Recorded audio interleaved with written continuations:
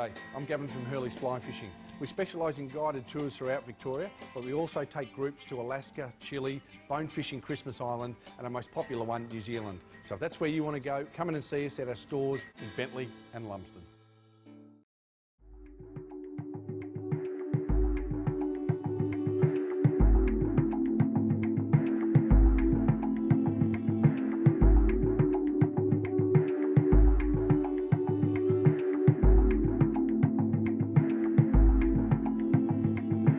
Now the fishing's a little different what we're using here on the Eucumbene. We're imitating like literally the natural eggs of the brown trout as they're spawning, and the fish pick them up afterwards. So what we've got a fly called a muppet, funny name, but that's just like an orange little a fly with some weight on it to get it down, and trailing like just a slightly smaller one as well. Just a great little egg imitation. And on that we've got like quite a large indicator, so we'll cast that always upstream as it drifts down. Hopefully this will duck under when there's a fish on the end of it. Because they're coming up from the lake, they'll generally, we're probably about 2 or 3 kilometres from the lake now, so they might do, you know, a couple of k's a day, get into a deeper hole and then literally just rest for, you know, quite a period of time. So when you do get to a hole, it's worthwhile having quite a few casts. And make sure that these flies are going to be right in front of their nose, because they're not actually coming up here to eat, they're coming up here to spawn, but we're just going to put these flies in front of them, hopefully get them to take. So it might take a few casts, but eventually they'll take it.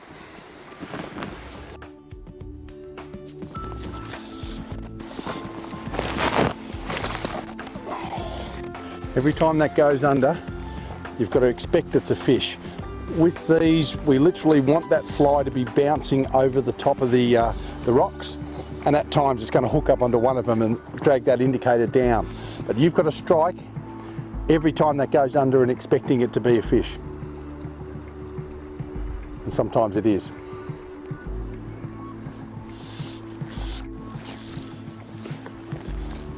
There's one just down there. There's a dark shape, but it's not moving. But you never know. Sometimes with these, you put the egg flies on and they can just create something.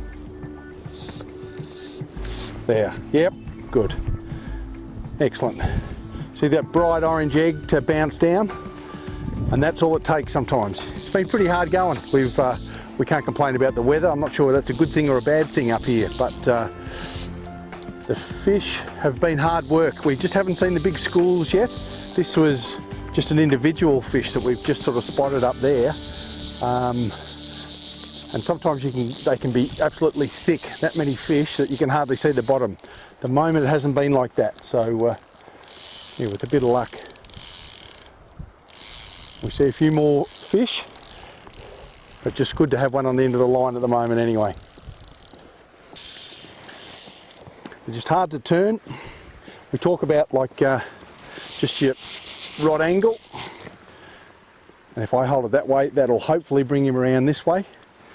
It's pretty good here. There's not too many snags, or even undercut banks are pretty good, so you're pretty right. You just gotta, when he wants to pull out line, you just get a decent reel and just let it do the work, and that's all you got to do. Pretty much he'll look after himself.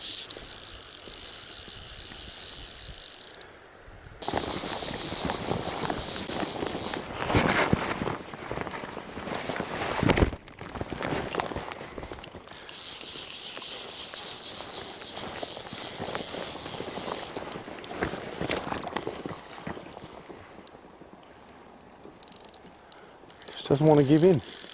Doesn't want to give in.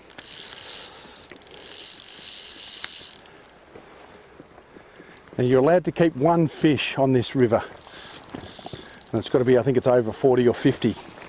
I didn't really pay too much attention because we'll put them all back anyway, but yeah, great fish, great fish.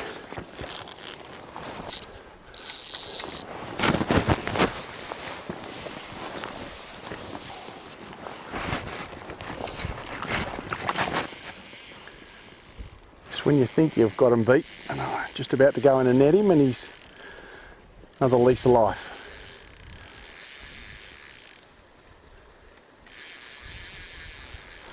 But she's taken all day to get him, so we've got plenty of time. So, you know, you don't need to panic. When he wants to swim off, just let him have that reel and keep constant pressure on him, and they'll eventually tie it.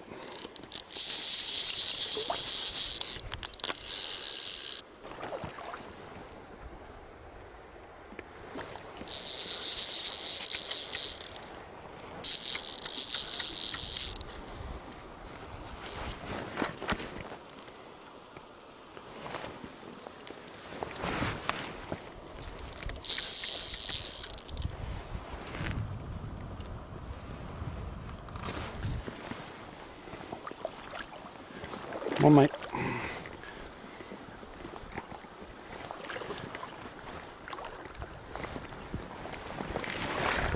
Beautiful. Well, that's good. Bit of fish in the net after a pretty hard going day. Makes it all worthwhile. Now we'll get him out and give you a closer look. There we go. A lovely brown, about 5 pound. So not too bad. So it's a good fish, and just show you the colours of these are just outstanding. Absolutely outstanding. It's beautiful fish, just so different. Just really brown. Got quite a dark underbelly, but just a stunning fish, stunning fish. And as you can see, he didn't want to give in a hurry. So he's good. We'll get him back in.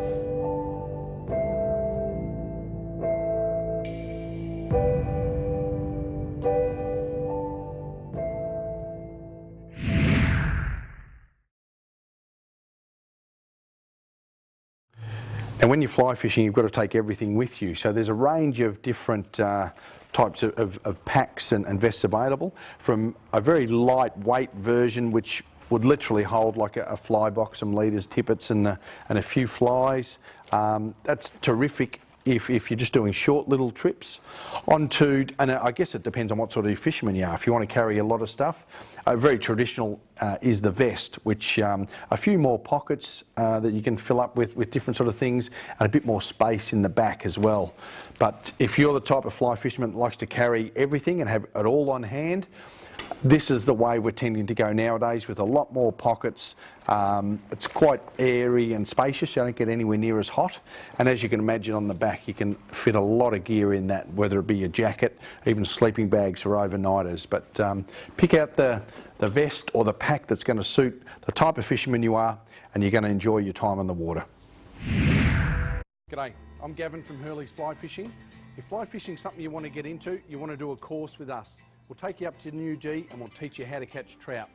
$99, get in touch with us and we'll teach you how to be a superstar fly fisher.